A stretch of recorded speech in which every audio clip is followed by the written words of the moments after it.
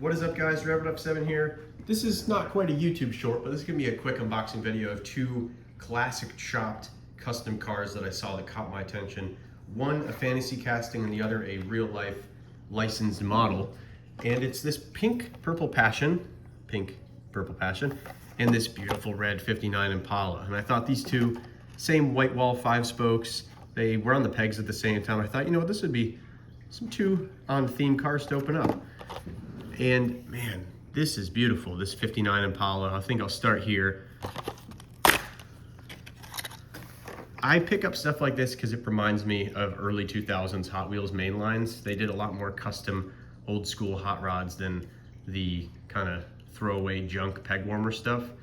The peg warmers from that time I think are much better than the peg warmers of today. Not that these have anything to do with peg warmers, but just this is the type of thing I feel like I'd see more on the shelves, and I couldn't tell the difference between this and another lowrider from the early 2000s. So I just think it's cool to pick them up, and it's the same stuff I would have picked up if I was a kid. It's in this beautiful burgundy with pinstriping. You got some decal issues on the roof here. It's a little bit chipped, but I think that's because it's two different textures. Maybe it's a slightly weaker decal. But man, even the side decals are very pretty. You got the little white Hot Wheels logo. I love seeing that. I like when they used to have the plain cars with just the white logo. That's a pretty 59 Impala. Look at the fins in the back.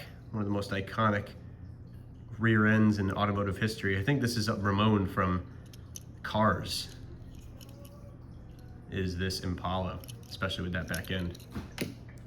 And then fantasy version, or counterpart, is Purple Passion. This was a big car in the 90s, early 2000s, in games and media. It was like one of their flagships, but in this beautiful metallic pink. I love it.